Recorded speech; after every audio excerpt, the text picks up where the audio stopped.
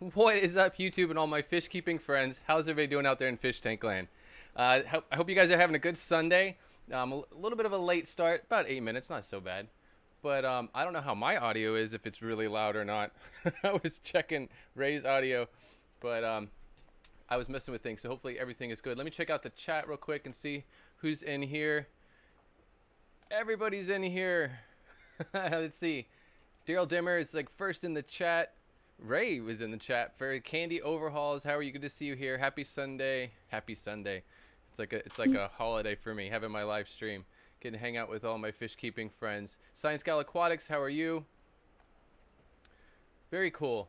I'm really excited to have Rae here with me to do this stream today. I planned on doing an interview with her at the Aquatic Experience. It didn't work out. We just were really busy and really exhausting, so it just didn't happen, and it made sense. It was no big deal, but it's really nice to actually have this opportunity finally. I'm just gonna give it a minute and let some people get into the chat. I'm trying to relax. My whole computer like kind of crashed. Internet, everything went. I had to reboot the whole computer, and I don't know what to blame, the computer or the internet right now, but everything's working for me, so I should probably just cross my fingers and be quiet about it. Chris from Multi-Tank Addictions, how are you? Welcome to the stream. Candy Overhaul says the video and the audio is good. And I've made my chat bigger. Like, I have another computer and I made the text so much bigger on this whole computer just so that my handicapped self can see the chat and read it more easily than I was before. I do want to say I got a couple of cool things that came up real quick.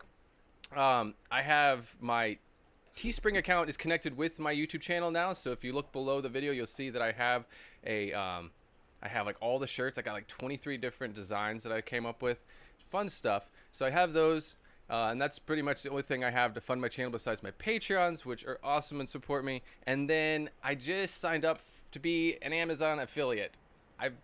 I live off of Amazon stuff because I'm living on an island. So most of my fish stuff, including aquariums you see behind me, I purchased and had shipped from Amazon.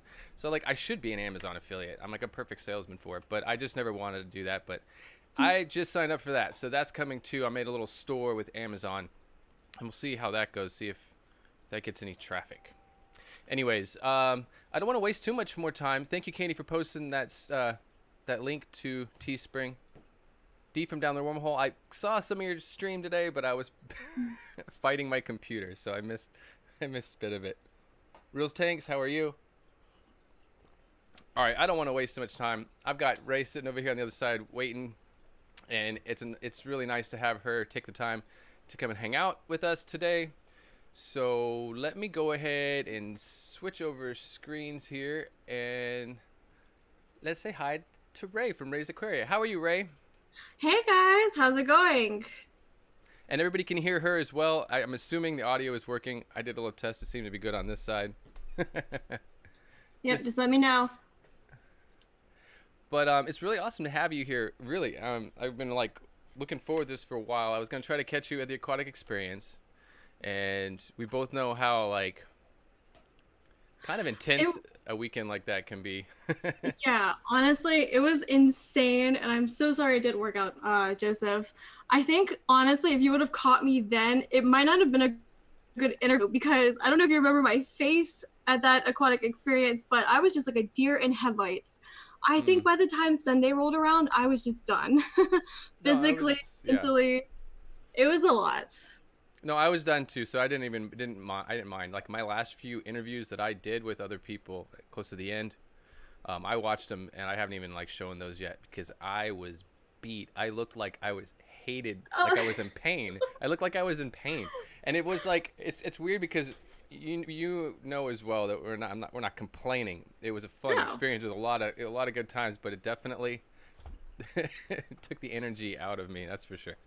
Yeah, because like you think, okay, we're just gonna go, we're gonna hang out, we're gonna do fish stuff, we're gonna talk to people, and it's gonna be all good. And yeah, it's gonna be a lot of fun, but it is so physically exhausting, especially when you're there, you know, from the start of the convention, sometimes before, all the way until the end of the convention, and then even afterwards, we're still like hitting it hard, we're still live streaming, we're still doing interviews and everything. So it's like it's a fun party that never stops almost. My favorite time at those conventions is when everything gets torn down and you can like run around and get like bags of free plants and stuff and free stuff. You end up with like boxes of free stuff and you're like trying to run back to your hotel room with boxes of free stuff. I've never been able to stay long enough for a convention to actually do that because by the time Sunday rolls around, I'm gonna be back in class on Monday morning. Oh, so... it's like my favorite part. It's like I like the production of it, so I love the before, like the setup. Like I could totally work those conventions for like a living. Hint, hint to any company. Anyways, but I mean, I love the setup and I love the tear down, like the whole behind the scenes experience of like, of just making it happen, just like any other kind of production. Yeah. Yeah, speaking of putting things up and tearing them down, I just wanted to go ahead and say thank you for actually helping us set up the fish tube booth and, you know, just volunteering your time. And for anybody who is going to be on Aquashella, we do have a Facebook group where it's called the Fish Tube Booth, where we're also looking for additional volunteers who just want to hang out, help us with various different tasks and stuff, because we're trying to make this a community effort and we could always, always, always use the help, and everybody is welcome. Definitely. Yeah, there's a lot to be done too in the end. I mean, yes. there's some cool surprises. I know we don't want to like reveal all the stuff going on.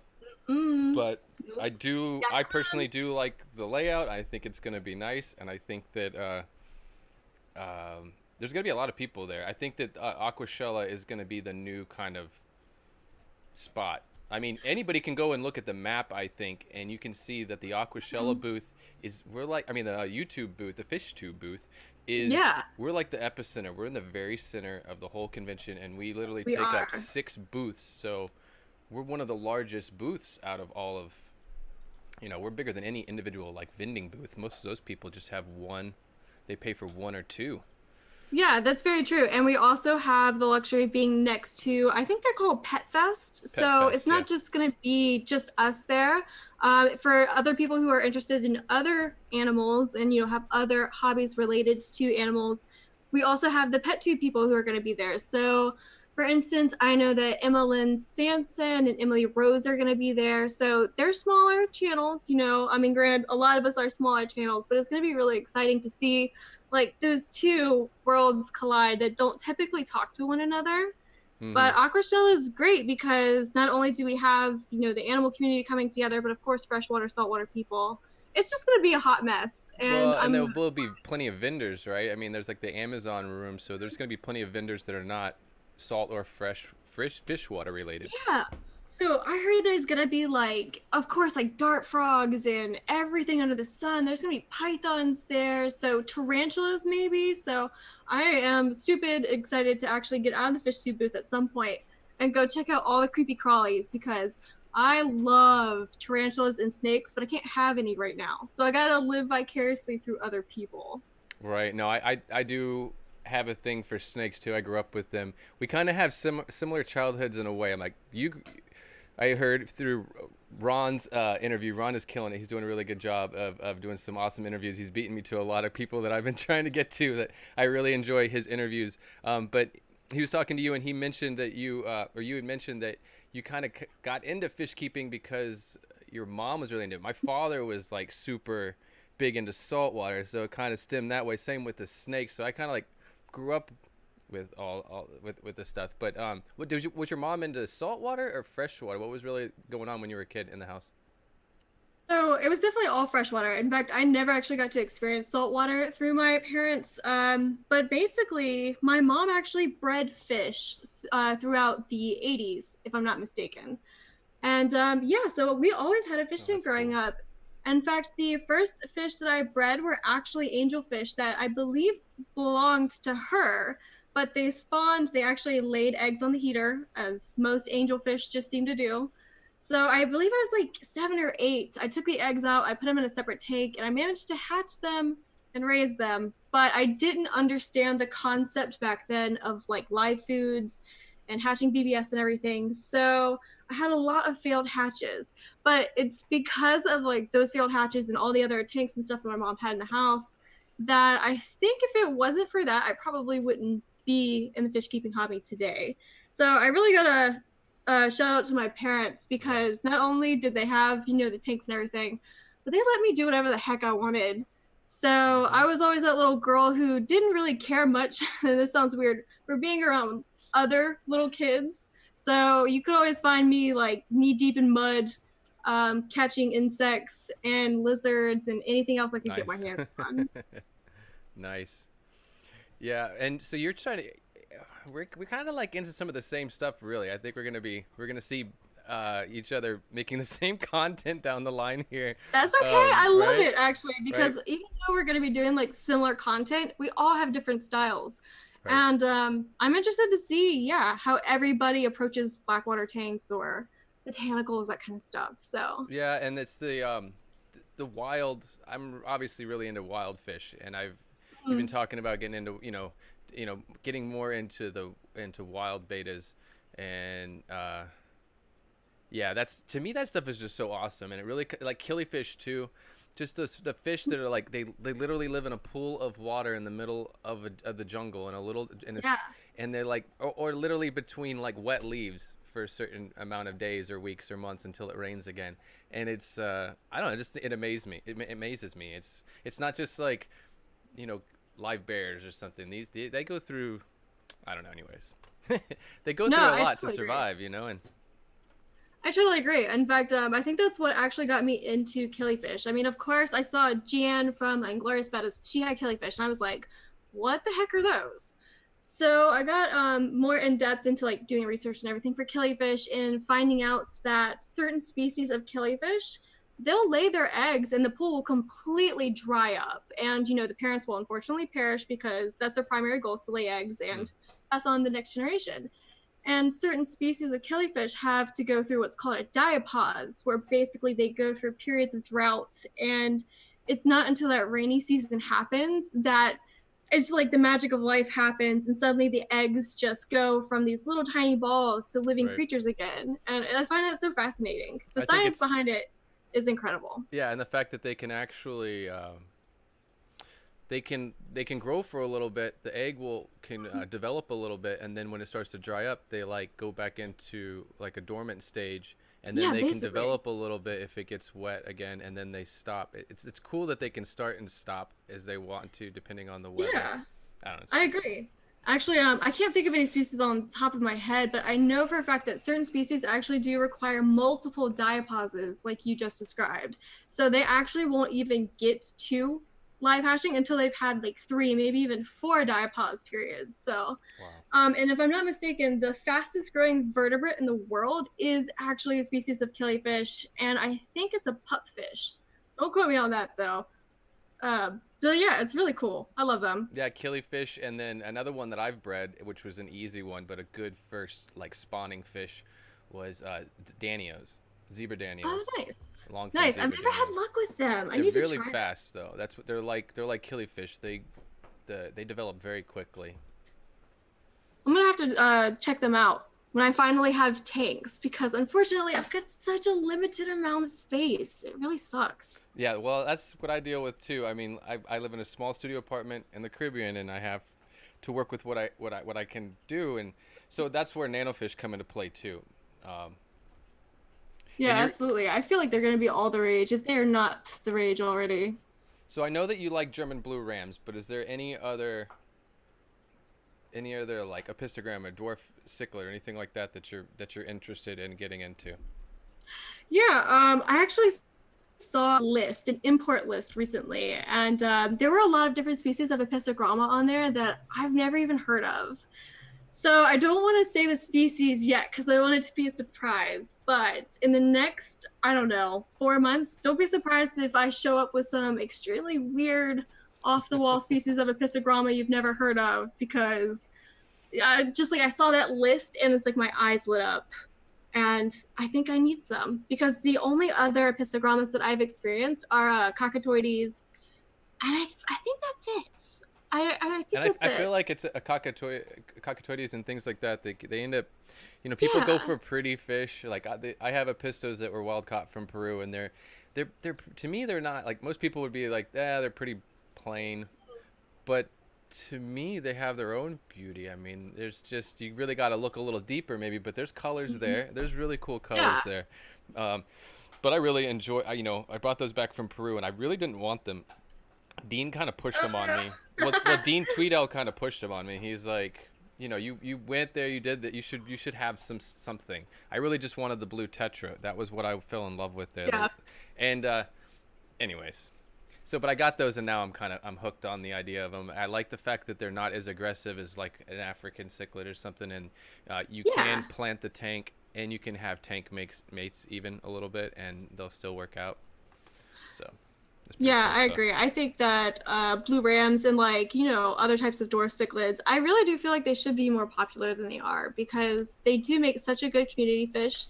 Unfortunately, blue rams need such a high temperature in order to really thrive that kind of puts them in a category that isn't always conducive to having them for a community aquarium.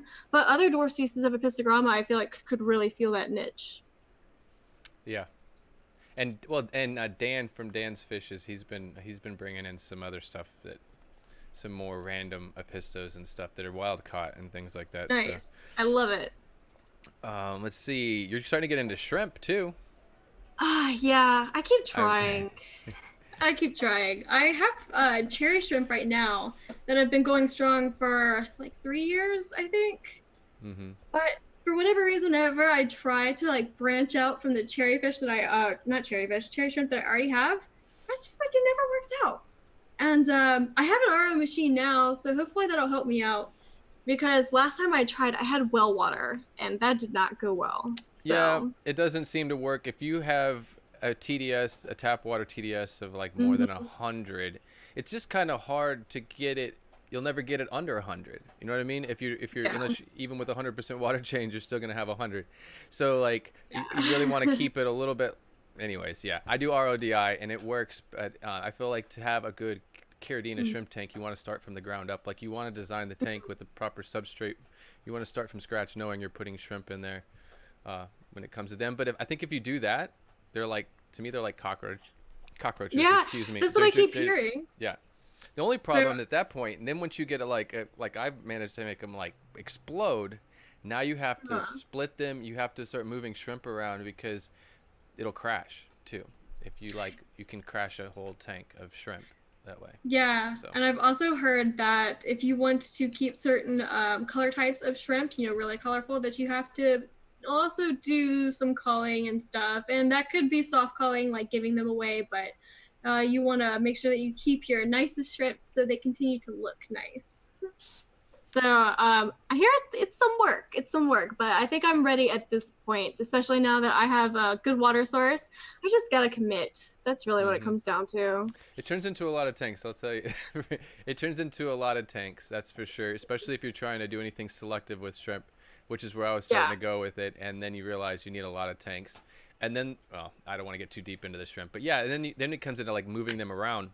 If you're trying to cull them and move them around, it's one thing to have just a tank of shrimp and you don't touch them and they're not bothered. But when you start moving them around into other tanks, now they're having to adapt, and you might be taking like the best of your best to put them in another tank, and then they die in that tank because something in that tank wasn't right yet or whatever, and because you moved them, you killed them. So they can be delicate. I don't know, I feel like they can be delicate, but it's worth it. I don't know, I feel like so many people are scared to get into Caridina shrimp, but it's definitely worth it. And they're beautiful. Yeah, the unfortunate thing for me is I find that like the shrimp varieties that I'm really interested in, aside from the cherry shrimp, are ones that you can't really see. So I like Neocaridina, the black rose and the green jade, I feel like are the two ones I'm really gunning for. But the green jade, I mean, obviously in a planted tank, they're not going to stand out very much. And for the black rose, I love black substrates. So I'm like, well, crap. They're going to be almost invisible. I'm sold on the blue bolts. Oh, yeah. Blue bolts are nice, too. They really are. They're beautiful. I have 2 tanks of blue bolts and then the yellow King Kongs, which is the yellow Caridina shrimp. Oh, yeah. I forgot about the yellows. Yeah. Oh, I mean, let's be honest. They're like Skittles. You kind of just want them all. That's it too. I mean, right? So now you want multiple tanks for one strain just to keep it clean, and then you want all the different. Yeah, you can end up with 100 tanks just in shrimp, easy, quick, real quick. What did they say? You need like 6 or 7 tanks to actually keep a line going per line. I say 10. Wow. I feel like 10 if you're really serious. 10. Oh my gosh, I don't know if you can see in this lovely background, but I already have a hodgepodge collection of tanks forming, so it's like I already keep adding to the collection. I'm just waiting for like the maintenance man to come in my apartment and take one look around and be like, what the heck is going on in here? My landlord does not have a key. So if this place caught on fire, it's just going to burn. But he doesn't know what's going on in here. He knows Luckily, a little bit. He's seen these tanks behind me. He hasn't seen my kitchen. And he even upped my my water bill because he saw these tanks. So I can't let him see my kitchen. That happened to me too. Luckily, they don't care about animals that are in actual like tanks or aquariums. They don't care about that. They want to police dogs and cats though. But they were like, when I went to sign my lease, I told the office lady, I was like, you know, I got a lot of fish tanks. And she was like, oh, that's fine. You know, we don't really care about anything in a tank. And I took a look at her. I was like, no, you don't understand. Yeah. I got a lot of fish tanks. But they said it was okay. So yeah, I've already signed the lease, so they can't kick me out now. Oh, I'm trying to get my light just right. Okay, let's see.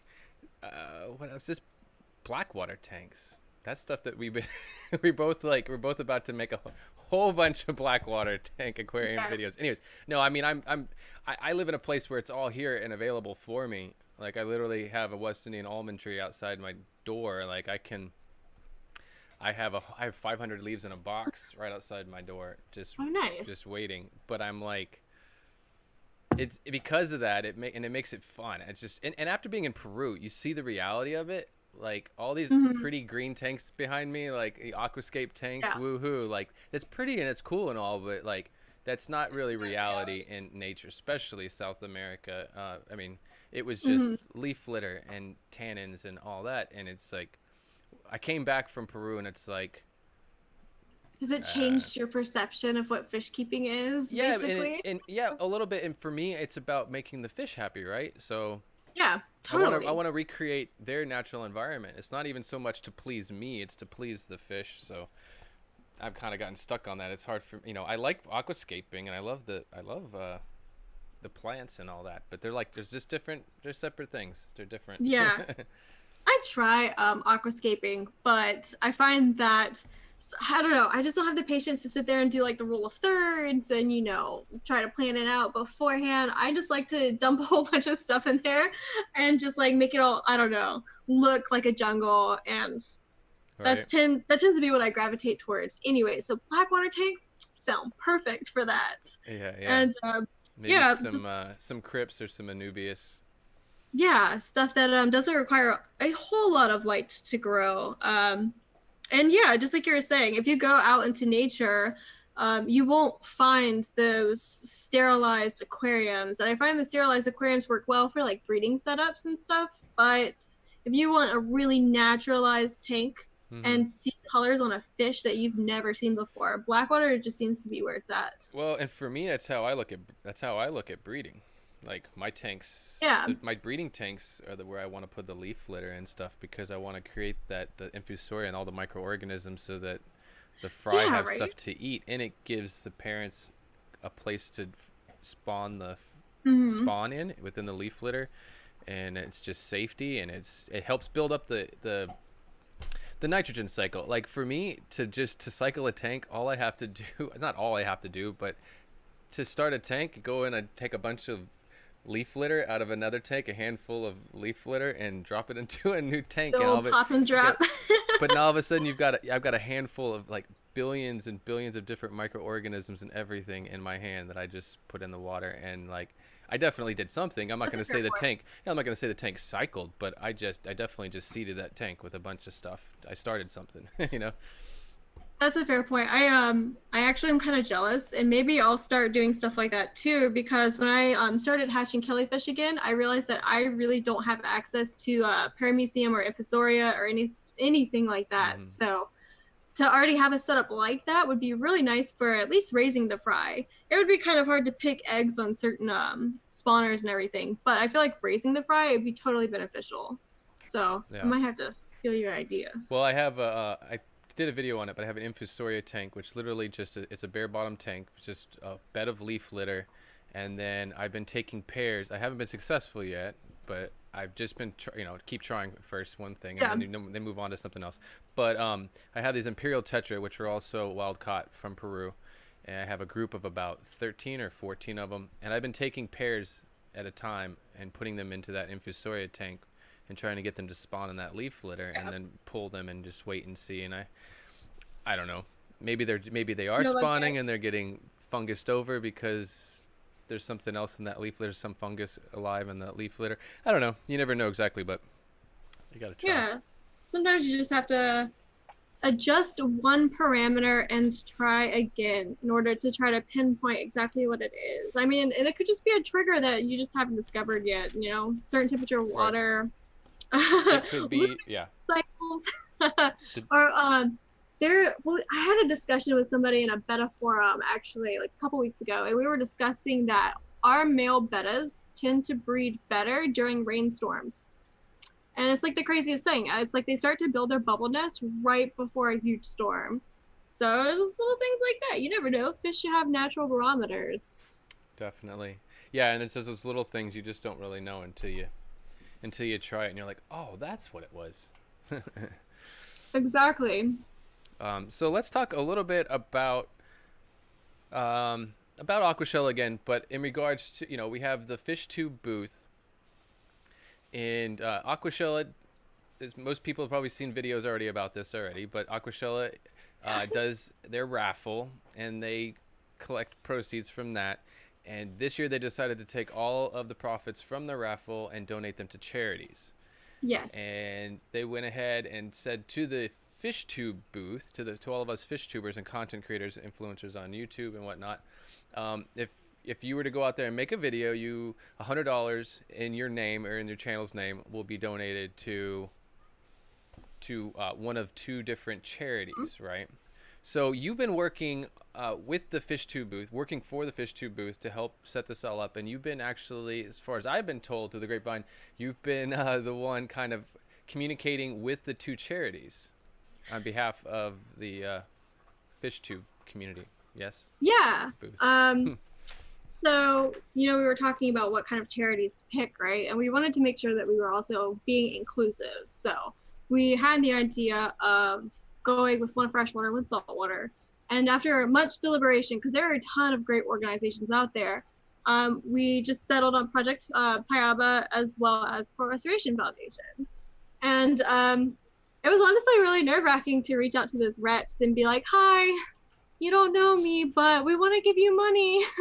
And like that kind of stuff. Right. But they're really great. In fact, the Project Piaba rep that we actually reached out to initially, she actually helped set us up with two of, I believe, the biologists that are actually, they work with the Rio Negro fishery, and they're actually going to be flying up and going to Aquashella and doing a talk.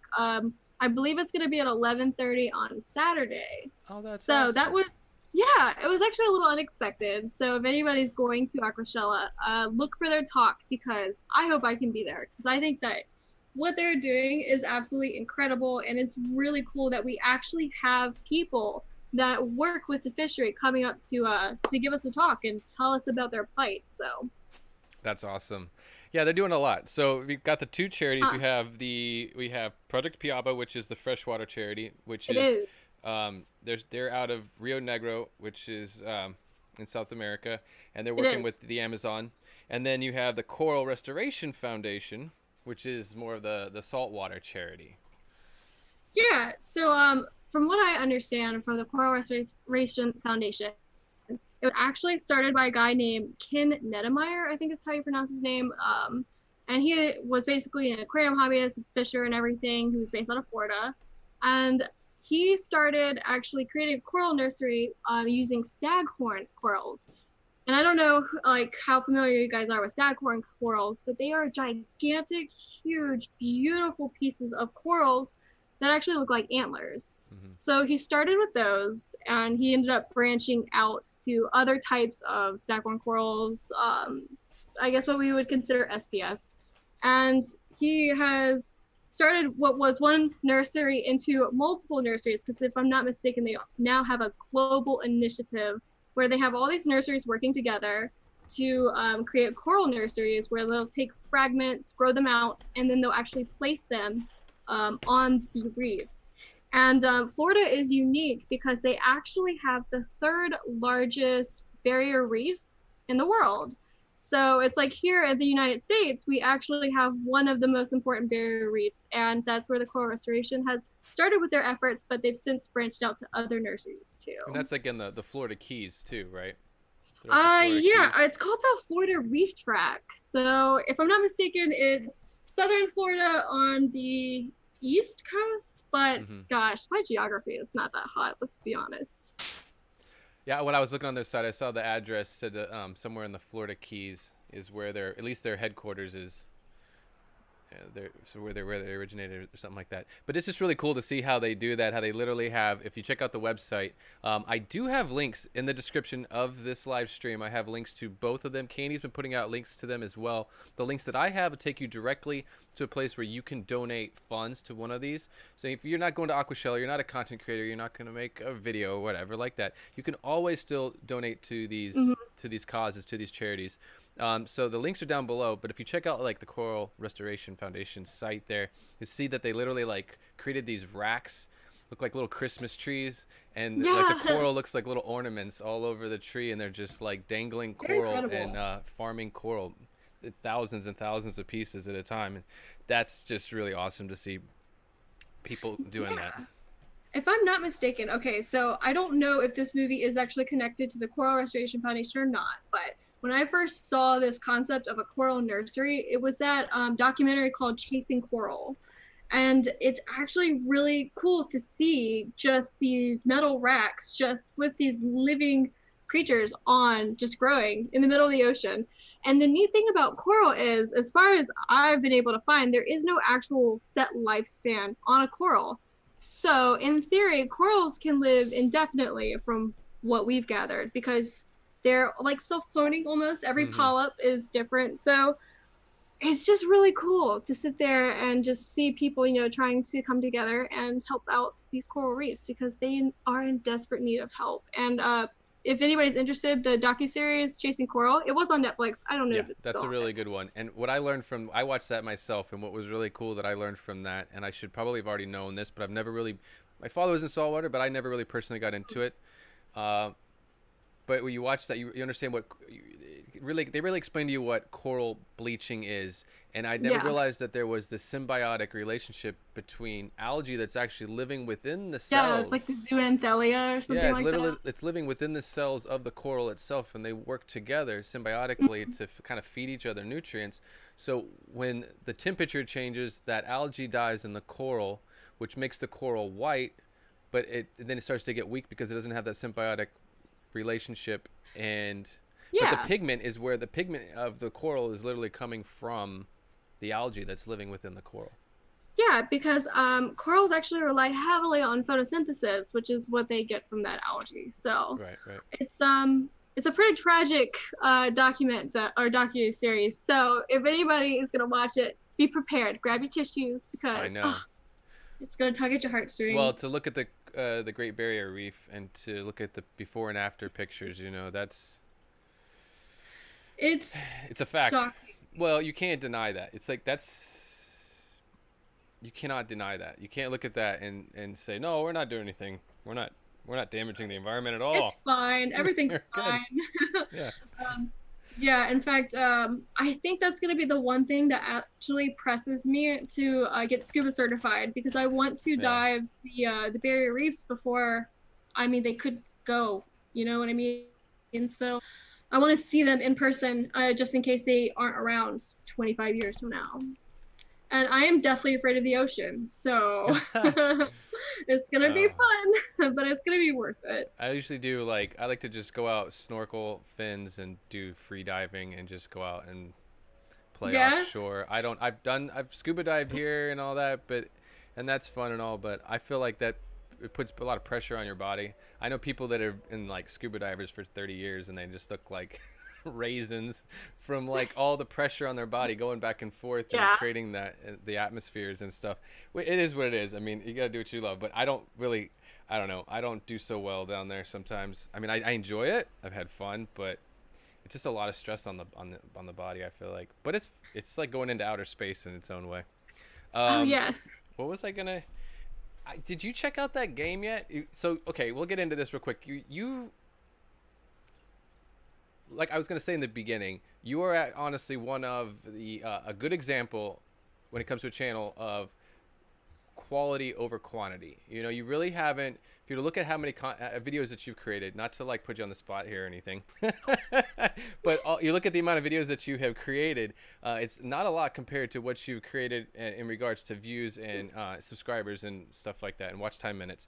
So it's you really have you've done a lot, and you haven't streamed the whole time. Is one of the things that's really interesting. Like, you haven't, you know, most people will start up, but they'll just like, that's all they do is live stream. They don't make content at all.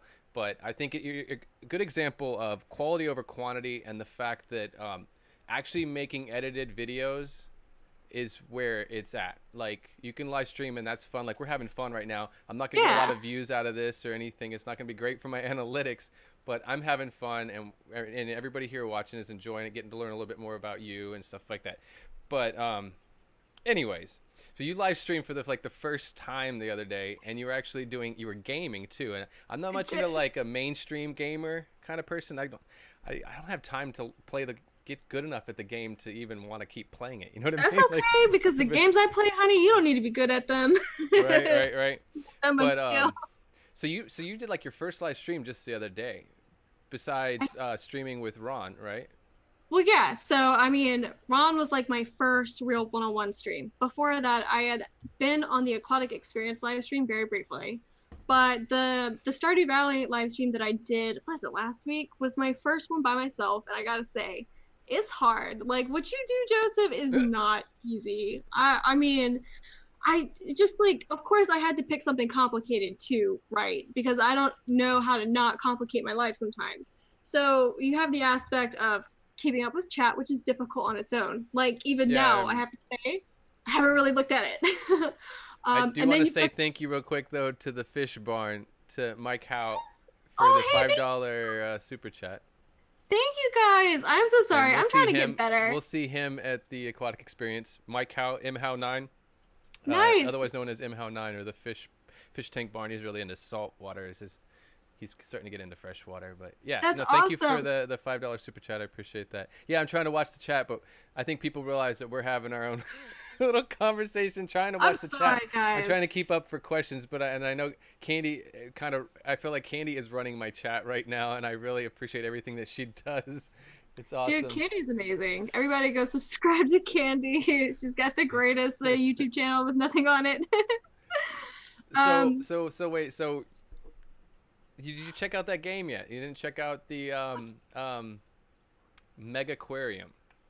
No, I haven't. I'm so sorry. It just came out. I think it came out, I don't know, was it September or something? It's last year or something. Game just came out. I've seen some YouTube videos about it. Like, if I was to ever game, because I could see doing that. It'd be fun. It's something different to do. But if I was going to actually do actual gaming, that would be the game to play. So it's like a tycoon game. Ooh. And so but it's an aquarium. So you have to build up an aquarium. You have employees. You have the different aquariums, filtration, heaters, and you have all the different fish have different characteristics. You know, specifications. So you can't mix certain fish and certain plants, and some fish need certain hardscape. So it's like the names of the fish are like totally just, you know, completely Are they ridiculous? Fictitious. Yeah. It's, you know, nothing's they use a couple of real words, fish names a couple of times, but not for, you know. Anyways, it's just really cool because you get to go through there, and you can, like, it's like a tycoon game where you're building up your own business. So you even have like a popcorn. You can put a little popcorn stand in the corner or something and sell. I have a little. That's how you get your revenue, right? Right, and some soda pop machines, and you know, you got to have like a restrooms and all this stuff, whatever. But so it's really kind of detailed, but that would be something I think would be fun for. Obviously, for us fish keeping people, that'd be a fun game to play. But so my question is, when are you gonna stream it, Joseph? Yeah, I know, right? Well, that's the thing too. That's what it comes down to. Is like, I'm busy making content and taking care of my tanks. I don't have time to actually get good enough at a game to want to play it in front of other people, without like just wrecking. I mean, I don't know. Sometimes, okay. So when I did my watching that, right? People don't like watching you fail really sometimes. No. I mean, when I was playing a Stardew Valley live stream, I gotta admit, looking back at it, I was like, whoa, I am so bad at this game. I'm just like sitting here struggling, trying to like take questions and stuff. So I feel like as long as you make it fun to watch, people don't care if you're good or bad. Like a lot of the streamers that I watch, they're not always good at the games that they play, but I watch it for them and because of their unique personalities. So I feel like as long as you're just interacting and having fun, I feel like that's really infectious and people see that. So. Well, I think what I'm going to do instead of that, though, I've decided to go. People have been requesting this to do a live microscopy stream. Oh, so yeah, that'd be neat. It's going to be like a gaming thing, like in a way, like because I'm going to be doing stuff. I'm going to be doing like lab work in front of a microscope and stuff. So I'm going to have like music. I'm going to keep it really chill and low key and just have some like spacey chill music. And I don't know. We'll see if people enjoy it or not. It'd probably be horrible for my analytics, blah, blah, blah, all that stuff. Yeah. Sometimes I swear, who cares about that stuff? I feel like sometimes, yeah, you just have to have fun and do what you enjoy doing. So it'd just be fun to like go around to my different tanks and pull culture samples of like substrate and stuff like that and put them under the microscope and check them out and do that for 2 hours straight to some. You know what you should do? You should let chat control your microscope.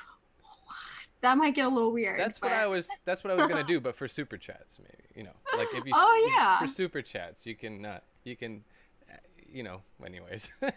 Control the microscope.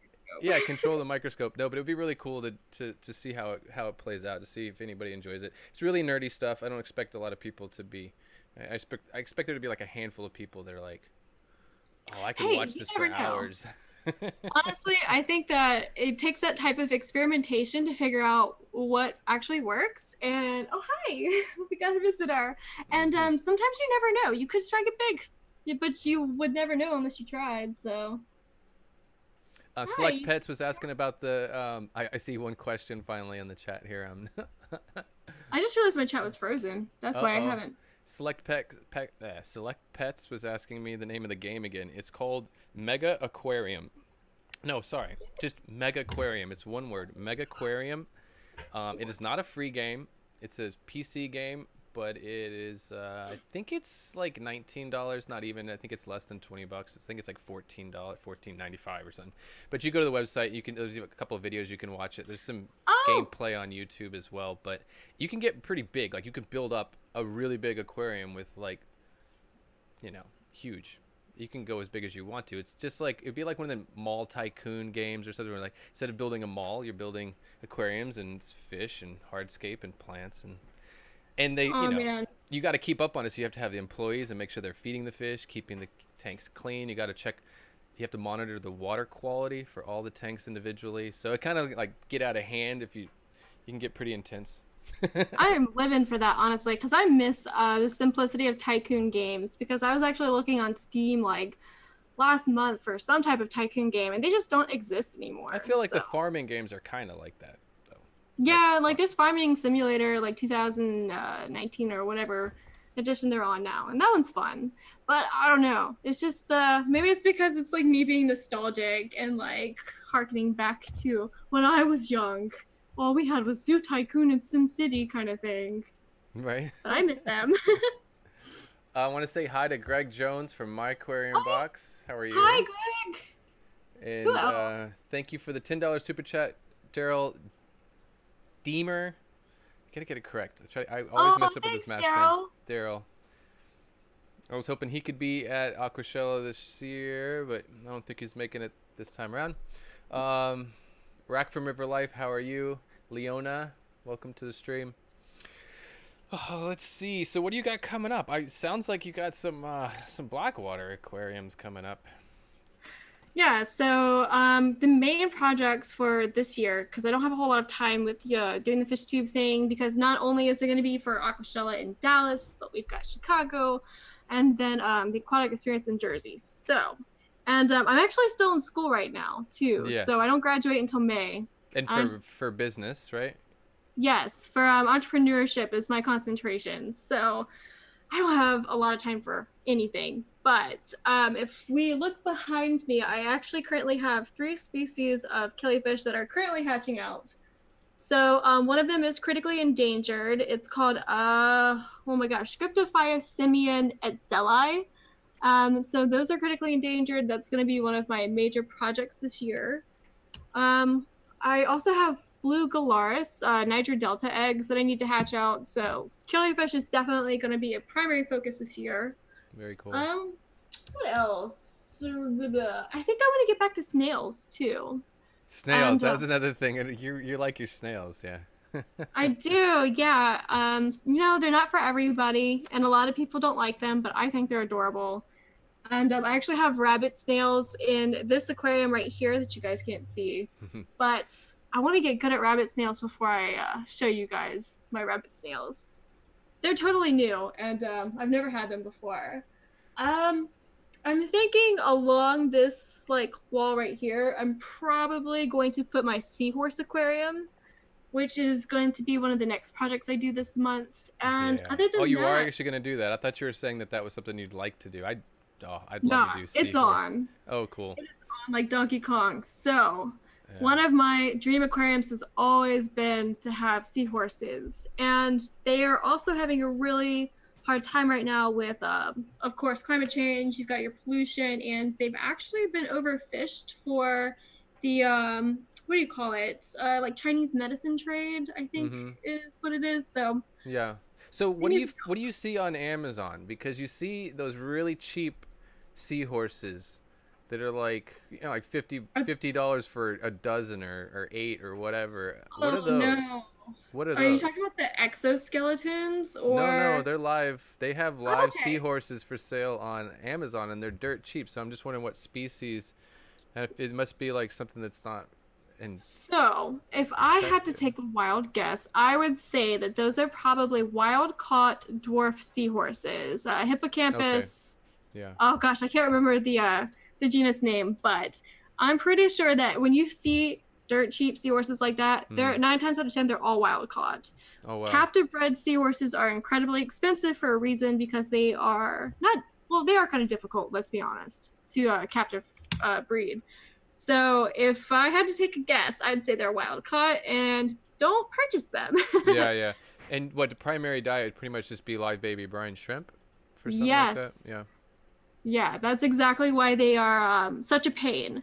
Now, the larger species of seahorses, like Hippocampus erectus, they can eat things like frozen mysis, that kind of stuff. But the dwarf seahorses, you are very limited because they have very small protractile mouths, and they can't really fit a whole lot of food. So you would be mainly relying on live BBS or rotifers, copepods, that kind of stuff. So there's a very limited selection. Yeah, when I was a kid in Mexico, I grew up in the pet trade. Kind of, my parents used to import exotic animals, sell them to pet shops and whatnot in the United States, and we would be in all kinds of crazy random places as a child in Mexico, and from in the jungle to crazy little villages. Anyway, so there's one place we stayed at. They were just like some really wealthy people that were friends of my parents, and in their living room they had a seahorse aquarium, and I think I was 5 years old, and I'll just I never forgot that. I've always wanted seahorses since that, because they were just so like tranquil and calm, and they're so slow for the most part. The way they move, it's like a sloth or something in a way. Like they're just so relaxing to watch seahorses to me. And then they also look incredibly goofy when they swim too, because a lot of times you don't see that they have tiny little fins on their sides that are like barely propelling them forward, and I just think they're so dorky. And it's the males that carry the fry, the clutch or whatnot, right? They keep the Yeah. They will keep them till term until they're finally old enough to be released. So I don't know. Growing up as a little kid, I always thought that was so cool. It's like, oh, the guys do all the work basically. They carry them and they, let them free. And I think it's just so cool. It's so different too. Yeah, definitely. Seems like a lot of work for sure. So you're gonna use a cylindrical tank for that, or? I've got a few tanks. Don't they want like a tall, narrow, like a tall, skinny tank, or what is? For dwarf seahorses, since they actually don't move a whole lot, they say that the best one is actually more of a shallow, long tank for them. Really? But I do have 2 tanks to experiment with, because I want to make sure that I quarantine them in a small enough tank, make sure everything's okay before I introduce them into what's going to be my display tank. Now, the display tank is a 12 by 12 cube, I believe. It's a Mr. Aqua, and that's going to be full of macroalgae, copepods, and everything else. Wow. But that's going to be a little bit of an experiment that's going to happen later down the road. I am actually going to use a cylindrical tank, like you said, to actually do quarantine and to make sure that I have my stuff together before I commit to a huge breeding project. So, well, and I appreciate that. That's really important. That's a lot of people that don't do that. I think that's one thing that beginner fish keepers can learn from anyone else that's been in the hobby for any bit of time, is that you should never impulse stuff doesn't work in the hobby. You know, you can't just you want to plan it out for, like I've been I'll set up a tank. I'll plan on a fish, and then I'll set up a tank. I'll wait 2 or 3 months, let it cycle, and then I get the fish. But I know that I'm going to get the fish for 3 months, and I've got the tank you know, I set up the tank 3 months ahead of time and plan it out. But most people don't want to do that. I mean, I almost had a problem the other day. A place here that sells fish, not even really a fish store. I don't want to call them a fish store or anything. It's a vet office, and I don't want to get into the long story, but they happen to have like 8 tanks, and they bring in stuff from Seagrass, and most of it just dies there. But sometimes when they have a mistake sometimes when there's a mistake with the order, something, Seagrass will send them something extra or something to replace something, and they sent them some peacock gudgeons, and I was like, I just like them because I think they're pretty. They're really cool. They're gorgeous. And I like the size. It's a nice, more of like a nano fish, and I was so ready to do it, but I know I can't do that. I'm not ready for it. You know, you got to have patience, I think, in the hobby. It helps. It pays off. Yeah, it's the patience thing, but it's also having the ability to have like a contingency plan and to like have backups and even backups to your backups just in case that backup doesn't work. Because I find that that's what saves me the most is like, yeah, you know, I do have this display tank that I'm working on for the seahorse and everything. And if that works out, that would be great. But just in case it doesn't, I've got all these other options to choose from. And yeah, you got to kind of like work through a flow chart almost to figure out what's going to work, what's not going to work. And even if you plan for it, it doesn't always happen that way. You just got to be willing to just know your limits sometimes in your experience. And and it's like, to me, it's thinking about the animals first. Like it's about it's about the health and welfare of the animal first. They come first. When we were in Peru collecting, there was a saying that we said pretty much every day was the fish come first. And that was in regards to like, if we would come back from collecting, we didn't go and like change clothes or take off our shoes or do anything really. We immediately handled the fish. The fish came out of the vehicle and went through their processes, were pulled out of bags and quarantined and gave them fresh water. And like the fish came first always, no matter what we were doing. So, yeah, because if they don't, then what's the point? Yeah, honestly, well, that's pretty black and white with that. Yeah. So I expect to see some more blackwater aquariums, anyways. Is that with in regards to killifish or wild betta fish? Probably like this both. Yeah, that's gonna. Gosh, yeah, it's gonna be an eclectic mixture. I got a million projects going on, but it's definitely gonna happen with the killifish. I also, when I looked at the import list and I saw the wild piscigramas, I also happened to glance at some wild bettas on another import list. So I have plans in either June or July to actually participate in my first like group order import. So I'm not sure exactly what's all going to be on that list, but I am gunning for almost exclusively blackwater species. So it's going to be exciting. I'm a little nervous, but I think it's going to be fun. Yeah, it's fun. I think there's a challenge there too when you're working with like a blackwater biotope environment. It's a little bit more challenging because it's not like you can throw a bunch of green and purple plants in there and it's all pretty and you know, like a bouquet of flowers. Like you got to get a little bit more creative. And but I've seen it done, and I totally believe that you could still end up having to work in like aquascape and rules of thirds and stuff like that to make a nice tank. Some incredible ones. I think really the challenge is going to be with that import order is the fact that if I'm not mistaken, they're almost all wild caught too. So it's going to be my first real experience with doing wild caught fish. And I'm hoping to add a species on the care list too this year, because I really want to get back to raising fish that I actually want to raise and that I feel like could make a difference, and by helping critically endangered species. So it's my primary directive this year. I think that's another thing we have in common there. It's a big part of what I'm doing is conservation. I really do take that. Because it's really important, you know. Like, so my fish that I have here, like if I catch something wild, I bring something from the wild. My goal is to breed it. If I don't, I feel like I kind of just, I feel bad about it, because I feel like I just brought fish home. They were pretty and they didn't make it, or they made it or whatever. But if I actually can, I just prefer to try to, if I bring in something out of the wild, I prefer to definitely try to breed it. And yeah, for sure. And I think I've got something. I think I got stuff going on the cares list too. I don't.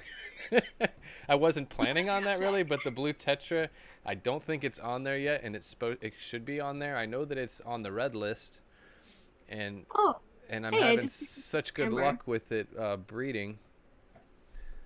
Yeah, I would say that unfortunately, sometimes it's up to hobbyists to keep certain species going because there are no other initiatives to do so. So there are a lot of species. Take the axolotl as a perfect example of, like, we need the axolotl because they have so many incredible properties, but they're completely extinct in the wild and they only exist within the aquarium hobby. So if it wasn't for hobbyists and, you know, a small group of people with that initiative, we wouldn't have them at all. And I just want to real quick say thank you to Amber. She knows that I love Betta Hindra, and also Rubra's pretty cool too. So Hindra, Rubra, and you were talking about the brownium. Brownorum? Yes. Brownorum? Brownorum. Brownorum, I think is something. I think that's how it's. I'm not sure. Hi, Bob. I'm finally looking at chat. I'm finally getting better at looking at chat. Did Bob bless us with his presence? Hello, he Bob. Sure did. Mr. Steenfot, how are you, sir? Oh boy, let's see. The fish barn. Mike Howe wanted me to ask you, which I know this answer because you were asked this question by Ron. But what do you like better, saltwater or freshwater?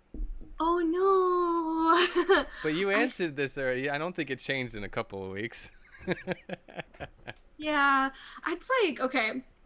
So it's hard for me to really like choose. I mean, obviously I'm diehard freshwater. I will always be freshwater. I think that my roots run so deep with freshwater. For me to say that it's not my number one thing, I would be lying to myself. But there are certain things about saltwater that I absolutely love, and I don't think I could go without now. So yeah, that's my answer, and I'm sticking to it. Well, you can have fun with both, kind of at the like. My thing is, I like black water and I like brackish water. So. Oh, see, I haven't tried brackish yet. Yeah, and it's so I keep aquarium salt. I got a big old bag of aquarium salt, and I use it all over my fish room. I use it in a lot of my tanks, but I do have an eel. So I have one brackish water, but you can kind of combine those too, depending on the environment, the biotope that you're trying to recreate. I mean, you can have a black water, brackish water. It's true. Have a little bit of both going on in there. But that's a fair point.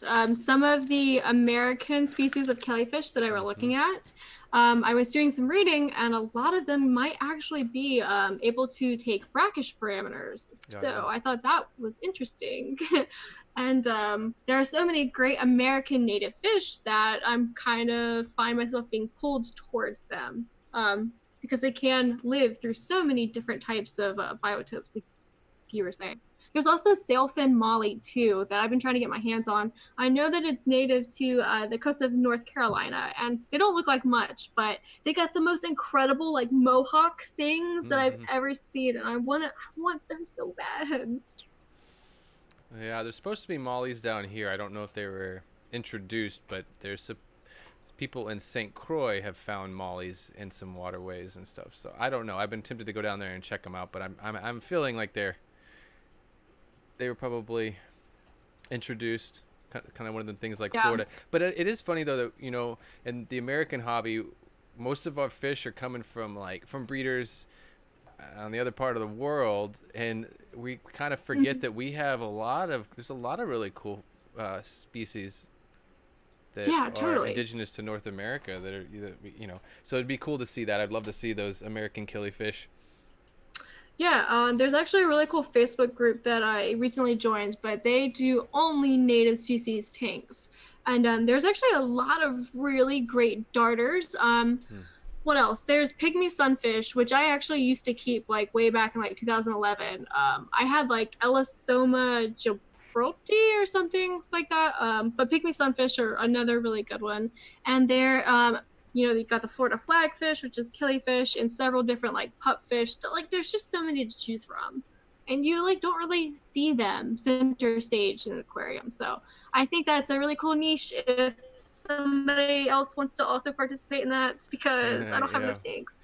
Right, but it's also good too. I mean, I don't know. All it takes, I think, sometimes is you get enough people, posting really cool tanks, some really beautiful tanks with those species in there, and showcasing them, and people are like, "Oh, I want some of those." I don't know. Yeah, I agree. But also, like, I feel like us as a community, we need to stop like being so like, oh, what's the word I'm looking for? Closed off, and being like, I don't want to tell anybody what I'm doing because I don't want this person to do it, and like, I don't know. But instead, like, we should all be coming together.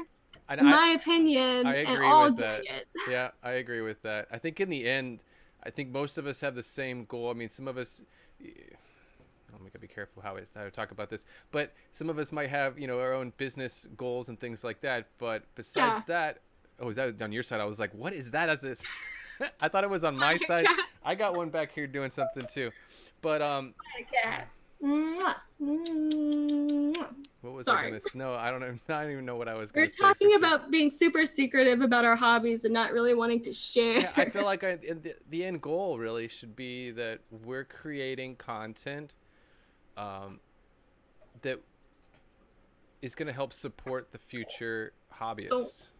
Right. And to me, it's not just creating content to kind of support new hobbyists and make sure that they not just pulling stuff out of our what and like just making stuff up, but sharing truly educated information. Anyways, I don't know. I just feel like that there's a responsibility that we have to create good content, and then also I like the idea. For me, it's conservation too. Like I feel like I'm actually trying to do something positive, support things like Coral Restoration Foundation or Project Piaba, and or breeding species that are protected or endangered and stuff like that. So I don't know. I just feel like there's more to the channel, to my content, than worrying about like it's not a competition between somebody else, really.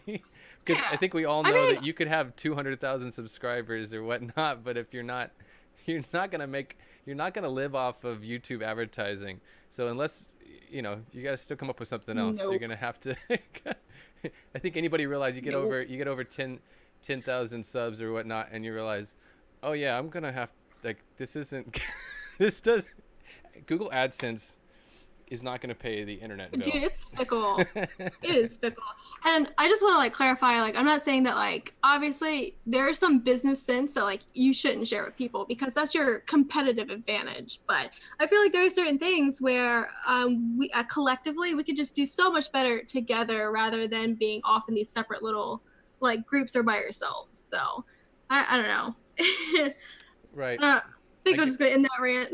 No, I get where you're coming from. I think it's to me more than anything still number one. It's just about supporting the hobby and the future of the hobby and making sure that you can share knowledge.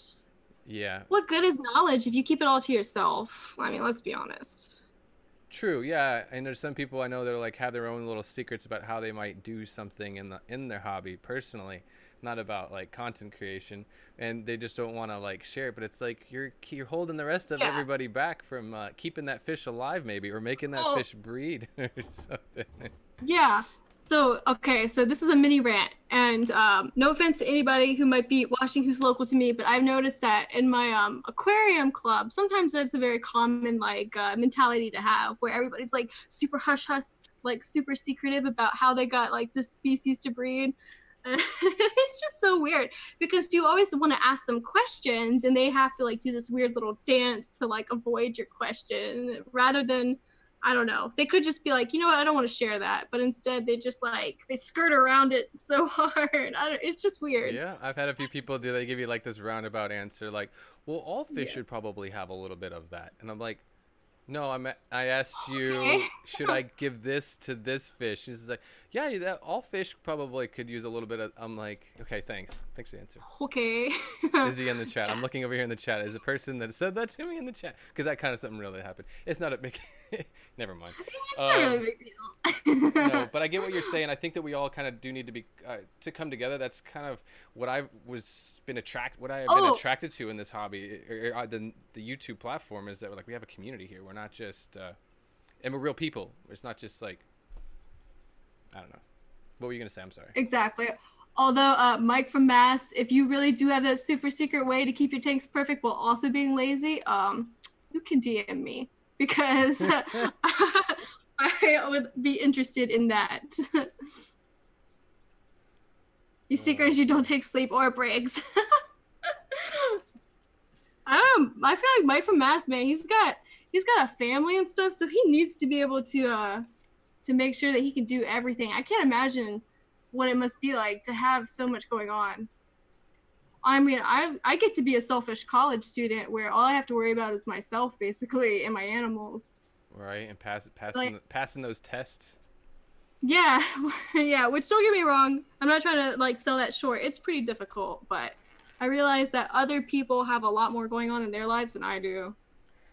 I have to just remember that when it comes to the weather here, because it's like I turn the AC off, so it's nice and quiet in here, and it's starting to warm up in here. We're getting about 83 degrees in the apartment, and like I forget totally, especially this time of year, I completely forget like that it's like 17 degrees for some people, and that they're just trying to stay inside and stay warm, and I'm like, I forget. I have to try to keep that in mind, and I've learned too that I'm not going to poke at everybody about how warm it is here, because that's a good way to lose friends, and I agree. It's not a healthy thing to do.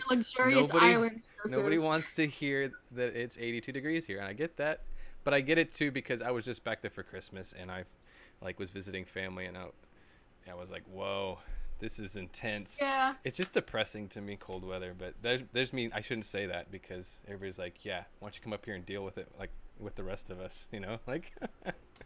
Yeah, I can't really say much because I mean I live in Virginia and it's 70 degrees right now. So, and I mean we don't really get winter weather anyways. So I would be lying if I said, oh, it's so cold, all we get is snow, you know, because it doesn't really happen here at all. So I can't pretend like we're struggling out here. I mean, you could wear shorts right now. Right. No, but I get what you're saying about us coming together as a community. I think it's really important, and I don't know. I think that people do need to realize there's definitely room for other people to get involved in the Fish 2 booth. Like, there's lots of little things that that we're gonna need. I think that this is like the first time it's been this big, so we don't even know for sure what all we're gonna need to make things happen. But like, even for me working with the lighting, I'm gonna have to find some extra extension cords. I might have to go to the hardware store and find, you know, rig up some shop lights to create some additional lighting or whatever we needed. We never know what we're gonna need, so there's definitely room for people that want to like help support it to help make it happen. And yeah, especially if you're local to Texas, man, especially if you're local in the Dallas area, because having all those tools, like you were just saying, Joseph, like the extension cords, drills, hammers, whatever, tape, it could be anything, right? Yeah, exactly. It's like the little things like that, which we can't take on a plane with us, but that would really help, honestly. So, I mean, it's kind of hard to say, but if you can help in any way, I mean, just hit us up, ask, because you never know what we might need. Definitely. I think it'll be fun, and it'll be nice I'll be meeting a lot of other content creators that I didn't get to meet at the Aquatic Experience in New Jersey for the last 2 years. But I just think this is going to be different because the fact that the convention, this event, was created by a YouTube content creator. Yes, George, right. Coralfish 12G is one of, I guess you could call him the founding members of Aquashella. So I feel like almost everybody should probably know who George is. Right. But if people get, he gets that. He gets what we're doing, and I think that that's why there is so much support coming from the event for us, and the fact that we're like literally in the middle of it. We are definitely going to be on display. We're definitely going to be on display. So that's the reason why I got involved too. I want to make, not that the booth wouldn't look good without my help, but I'm saying that I would like to help because I want to make sure that, like when people walk through that convention, thousands of people are going to come to that over the weekend, and we're going to be right in the middle of everything. And I just want to make sure that we look professional and we have our stuff together. And I think we will, obviously, because there's a lot of people involved to help make it happen. And speaking of looking professional, it looks like Mike from Mass actually gave me a super chat for $19.99. I just saw that. $19.99. Go buy us some power strips. Go buy some power strips. Power strips, extension cords. They know what they're doing, though. If you've seen their booth, the My Aquarium booth, Greg Jones knows what he's doing. He doesn't mess around. If you looked inside their booth, they had the padded flooring that they use in the booth. Oh, yeah. It's like the exercise mats, right? Yeah, it's like little puzzle pieces. They all pop together. But I walked into his booth, and I just, after all day in that convention, I walked into the booth and walked onto like that mat, and I was like, oh, it's like walking on clouds. I was like, I'm just gonna hang out here at this booth, man. No, he knows what he's doing. I mean, that's the experience, right? Yeah, he's done a lot of conventions. It's not his first rodeo, but that's definitely something. Exactly. I just took a note of that and put that away. Like, I will remember that, because when you're up on your feet for that long, all day, to be all day, it's absolute heck. Yeah. Shoes don't make a difference. It doesn't matter how comfortable. I tell people that too, though. For a convention like that, you want to wear comfortable shoes and drink a lot of water. Yes, because you'd be surprised. Even when you do drink a lot of water, man, you still leave there every day feeling fatigued and feeling dehydrated, and you lose your voice. So, also another thing that I found out. Go ahead. Sorry. No, go ahead. I was just going to say, don't chew gum, chew mints, because I have found that gum not only makes you look like you are a cow when you get really nervous and you snack a lot, but mints seem to help throat better. So.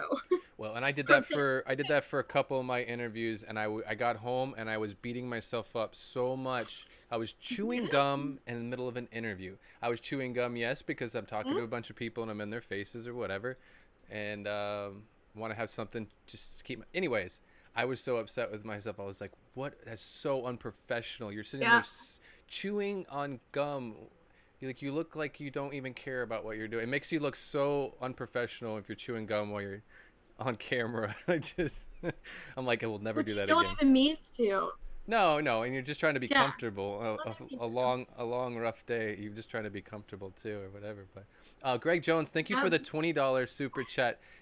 I appreciate that. Thanks, Greg. Oh, that's so lovely, so sweet, so nice. I do have to mention that too while I'm being reminded. But I do have a code, a discount code for the My Aquarium box, because I love the My Aquarium box. It's really like the only thing that I'm like a little bit affiliated with is the My Aquarium box. I've been getting it for like 2 years now, since it's been out pretty much. And it's like a Christmas present every month. It's awesome little box. I've got the empty boxes all over the house. I just have to recycle them and use them for other things.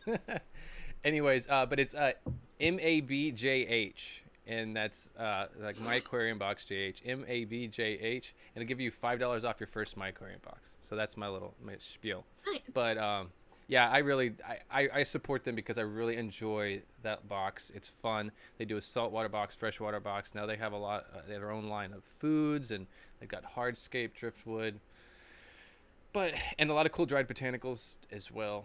But I just have, I enjoy getting it, especially when I'm on a little island out here in the middle of nowhere, and like I don't even have like a real fish store. I don't have a place where I could go and get some of these things. And it's crazy how I always get like something that I needed. Like it pops up in the box. I was like, I needed one of these. Or something you've never seen before, and you're like, oh, snap, I can experiment and see what this is about, because I never even thought about buying this, but now I get to try it, so. Yeah, definitely. Alrighty. Oh, hey, Priscilla. Looks like she super chatted you too. Oh, thanks, I'm Priscilla. so blind. Priscilla, MK Arts, how are you? We're gonna see her there again Uh, as well. As far as I know, I'm trying not to. yep, we sure are. Yeah, I don't want to spoil stuff. I don't know if do I know too much? Am I not supposed to be saying things? I mean, can I say what she's gonna be doing? Are these really? Oh, I don't really think it's a secret. Okay, good. I mean, I've Yeah, already said something. I've already leaked it out. But she's gonna be doing live art. She's gonna be doing live art. As far as I know, is what I was told. She's gonna be doing live art there. Yeah, at the we are doing. booth. Right. Yes, Priscilla, she's amazing. She's going to be helping us out at the Fish Stew booth. And of course, she is also going to be doing a live art demonstration. Now, we still have quite a few details to figure out between now and then. So there's a lot of things we still have to figure out as when it comes to, equipment, technical stuff and everything, and placement. But it's going to be really cool. And I actually can't wait to see her draw in person because I watch a lot of her live streams and I'm just not that talented to do it in front of people. And I just think what she does is so incredible. Yeah, I used to do a lot of art. I've watched her stuff myself just because it's almost like living vicariously through her because I used to do a lot on paper, like a lot of art, and I don't do it anymore like I used to. So it's almost like, oh, that looks like fun. I used to do that. I used to play with colored pencils. She's got quality stuff too. I enjoy it because she works with like quality supplies and stuff that I could colored pencils I could not afford. That's true. Sure. Yeah. I have a few of Priscilla's prints actually, and I'm so ashamed because I haven't found the time to hang them. But dang it, Priscilla, one of these days I'm going to hang your prints. Yeah, things are about to change here. As you know, things are changing in my personal world here. So I'm about to be all by myself here in this apartment, and so I'm gonna get creative control, and more of Priscilla's artwork will make it onto the wall. All fish paraphernalia everywhere. Pretty much, just yeah. It's pretty much gonna be like my fish room / studio, and then a bedroom attached. Like it's pretty much it'll be a film set 24/7. Yeah. See, that's why you just gotta find somebody who has the same interests as you, so you can be like me and plaster your nerd stuff everywhere. I mean, I've got like all the action figures. They're mine. They don't belong to my fiance. They're mine, just in case there was any doubts to that. So, and yeah, all the fish tanks also mine. Pretty much everything mine. Just finding that person is just like, yeah, sure, you can put it over there. I don't care. Right. There's a balance. There's definitely a balance. There's definitely a balance. I might go a little overboard. I mean, that happens with the tanks, though. I don't. That's it easily. It is what it is. Yeah, it is what it is. That's for sure. All right. Well, I'd like to see. I hope to see you like play in that game one of these days. I think that would.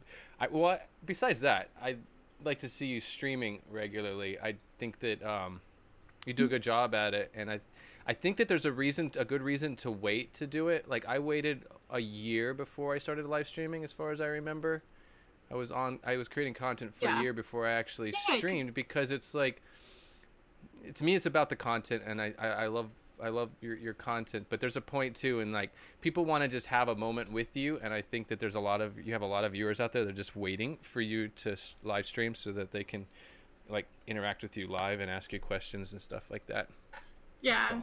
It's also something completely out of the norm of what I do because almost all my videos are like curated and edited. So to doing the live thing, I feel like people can actually see me and there's no editing involved. So it's not like if you say the wrong thing, you can just leave it out, or I don't know, you get distracted, you can just cut it, and just you can create this weird persona of yourself when you edit your videos that I feel like live streaming completely removes that. So but yeah, I've got a few other games too that I would like to play too. There's a game called Subnautica that as long as my PC will run it, I feel like that one would be incredibly fun to play in front of other people. Of course, Stardew Valley is another good one too, since that one actually allows other people to play with you. Did the game you were talking about, what was it, Mega Aquarium? Was that did it allow any sort of like co-op or anything?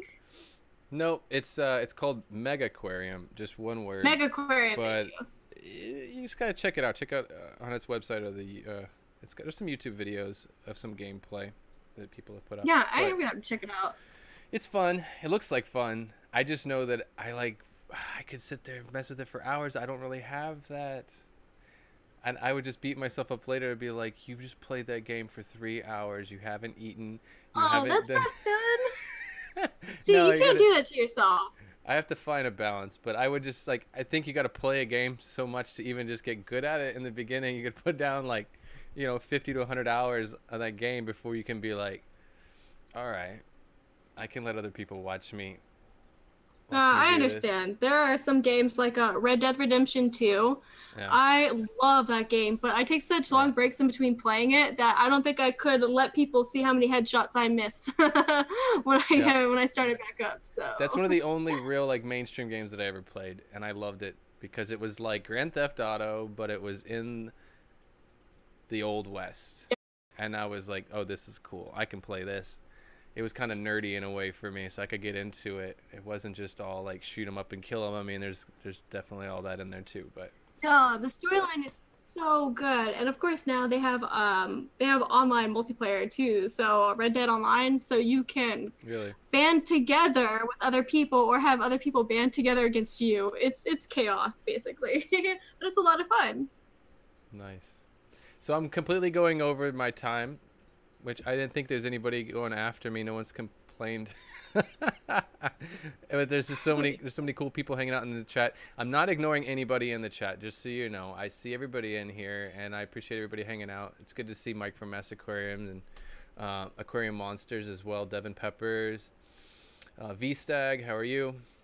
But yeah, I should probably get out of here. I'm gonna wait for Priscilla's super chat though. That's kind of one of my things. I got that from, I don't know who I got that from, but nice. I like to at least like wait until they run out, right? Before you actually leave. I mean, I don't know. It's like I guess you could call it a common courtesy, maybe. Yeah. Anyways, this is gonna be a fun event. I definitely look forward to Aquashella. I think that it's it's just an opportunity for us to kind of, we're going to be on display a little bit. I think it's going to be good for content creators that are actually kind of in the market for maybe brand deals or things like that, because they have the opportunity as well to mingle with these different companies and show these companies how serious they are about the content that they're creating and a profession as influencer. Like there's so many people I saw last year. They could see their little meetings that they were having with people and chatting with people, and then you like see them 3 or 6 months later, and they were working for that company now. They've since been employed by that company, and now they're director of marketing. Or I think you bring up a good point there, Joseph, because like part of our goal for this FishTube booth is to also, of course, help advertisers and vendors take us seriously. And that's not just because like, we're looking for monetary opportunities. I mean, of course there is always that, because at the end of the day, YouTube can be a business for those who want it to be a business. But just to know that like we're here, we have a powerful voice. YouTube is, even despite all of its troubles, it's growing, and that we should be taken seriously, and that companies shouldn't take advantage of people, whether they have a large audience or small audience. And I think once we band together and show them like our net value, I think they'll get it. There are still a lot of advertisers that just don't take YouTube serious in general, and because of that, I think they're missing a huge opportunity. So that's like one of those super hush-hush secret goals. So, right. But I think that it will benefit all the creators for sure in the long run. Yeah. Well, and it's nice too to see everybody coming together too. It's interesting to have not just freshwater, saltwater stuff going on, but to actually see other parts of the pet industry kind of being involved in that. We'll see how that plays out. I mean, because some people have mixed feelings about that. About the fact that it is Aquashella, it should be about fish and water and fresh salt water stuff. Like, what are these spiders doing here? Why are there snakes here? And I get that argument too, but at the same thing, I think that the industry as a whole is not just, there's more to just salt and fresh water when it comes to like the pet industry. I don't know. Yeah. It's interesting how some people are really not into the idea of that, but I could also see if I was trying to create an event, I would kind of bring everybody together, because it's going to I don't know, it kind of make it stronger in the end when you kind Yeah. of bring everybody together. And I mean, you don't have to like everything, and that's totally okay. But I do think that part of the mentality about that is the fact that there's so much overlap between people who like keep fish tanks and people who keep other types of animals too. So they're not like a mutually exclusive thing. A lot of people tend to have fish and reptiles or fish and amphibians. So I think that's what they're trying to do. They're trying to bridge that gap, and yeah, why not? I mean, technically, freshwater biotopes and everything, they're not just fish and plants. You know, there are so many other elements and animals that go into the biotope too. So. Yeah, and I think I was about to go on another rant. I digress. I feel like also people that are like animal people that are into like life science and caring for animals such as fish, they're also going to be interested, because I obviously am, and you are, you know, a lot of people I know are interested in snakes and stuff like that as well. And I don't have a problem with arachnids. I'll pick up a tarantula. So like I would totally, obviously, yeah, I'm into life science and that kind of thing. So I'm not complaining really. I'm gonna enjoy being able to freshwater event, but I'm still gonna get I'm going to get to have the experience of other stuff too. You know, I'm going to a fish thing, but I'm also know that I'm gonna play with some snakes and some spiders too, which is cool to get to get a taste of that as well. Yeah. And let's be honest, sometimes the freshwater and the saltwater hobby, they don't always communicate with one another. So I think that Aquashella is the perfect place to put us all in the same space and get us all together, because we have common goals. So we should talk more for sure. Yeah. For sure. Okay, I should probably end this. We're going on, and we're just shooting the stuff. But I was just gonna be Joseph and Ray's rant time. That's fine. But I want to thank everybody for hanging out in the chat today. I appreciate all of the super chats. Priscilla, Mike from Mass, Greg Jones, Daryl Dimmer, Imhow9, Mike Howe. Fish Tank Barn. Fish Tank Barn, yeah. And who else? There was somebody else I felt like. Daryl Dimmer. Anyways, I appreciate it. I appreciate everybody hanging out in this Sunday. So I'm definitely going to do this. I think I'm just going to do it tomorrow as a first test run, because I just can't wait. I want to do it personally. I don't know if it's going to be horrible for my analytics, but I'm going to mess around. Yeah, I'm going to mess around with the microscope, though. Just do a little live thing and just really chilled out, laid back, and just geek out with the microscope for a while and look at some cool stuff. We'll see how it goes. I was going to wait and do it on a Friday, but I can't wait for Friday. I don't want to wait. I don't expect everybody to hang out for it. I think a lot of people are just going to be like, oh, okay, this is putting me to sleep. I got to go now. Candy says, Deemer. Deemer. Daryl Deemer. I've said it so many different ways, I still just keep getting it wrong, even though I know it. Oh, hi, Mob Guppy. Oh, you showed up when we're just about to end the stream. Mob Guppy's just kidding. Oh. Or at least I'm just not seeing Mob Guppy, because I'm not very good at looking at chat. I feel like they just showed up. Yeah, I didn't see them in the chat earlier. I would have, yeah. I'm trying to get better at this chat thing. I've learned that is really important. Very important. Very important. It involves reading and stuff like that, you know, all that hard stuff. Exactly. Alrighty. Well, yeah, we should get out of here. But I do want to say that I appreciate you for taking the time to come on the stream today and hang out. Yeah, no problem. And, thanks for inviting me. Yeah, and I appreciate all the work that you're doing with the FishTube community and with the FishTube booth. And you know, just helping getting it done. And you mentioned that one more time. What was that way people can get involved if they want to help out with the booth? So we have a Facebook group now. It's called the FishTube Booth. And for anybody who's interested who wants to help volunteer and work with us, you guys can go to that group. We actually already have a post for all the different volunteer positions that we're looking for. But if you guys think that you can contribute anything at all, please go to that group, let us know, because we'd love to have you.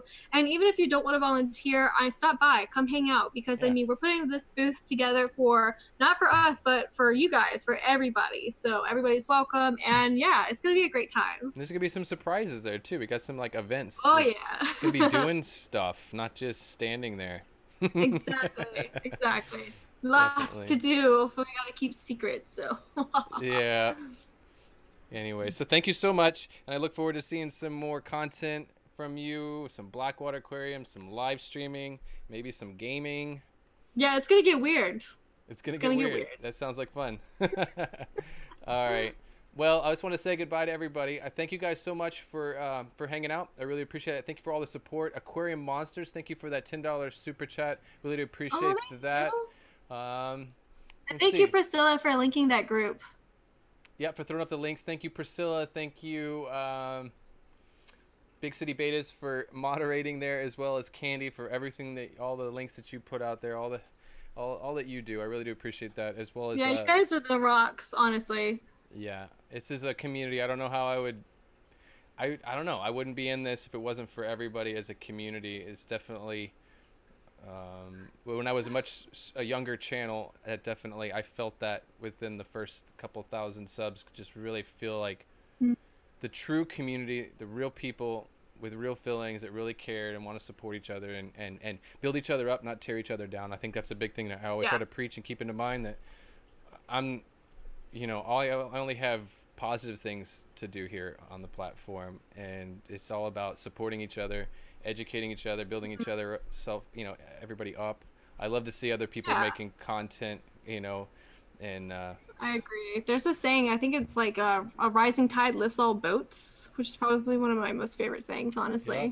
Who did I hear say that? It's actually someone in the YouTube community said that. We won't say names, but I don't remember. Nick Nimmin said that once. But that's another stream. We can just geek out on on content creation best practices. Anyways, all right. We got to get out of here. So thank you guys so much. I appreciate it. Thank you to all of your super chats. Thank you to all of my Patreons that I have. I really appreciate all of your support. It's really is what's helping me get to even get to Aquashella this month. So thank you guys so very, very, very much. I look forward to my live microscopy that I should be doing tomorrow afternoon. I don't even know what time. It's going to happen tomorrow. And if for some reason it doesn't happen, then it's going to happen on Friday for sure. Anyways, but thank you guys so much. I appreciate it. You guys enjoy your Sunday. Go outside if it's not too cold anyways, and hang out with your family and do something besides get off the computer for a little while is what I'm getting at. So thank you guys so much. And remember, keep your tanks clean, your fish fed, and have fun. Bye.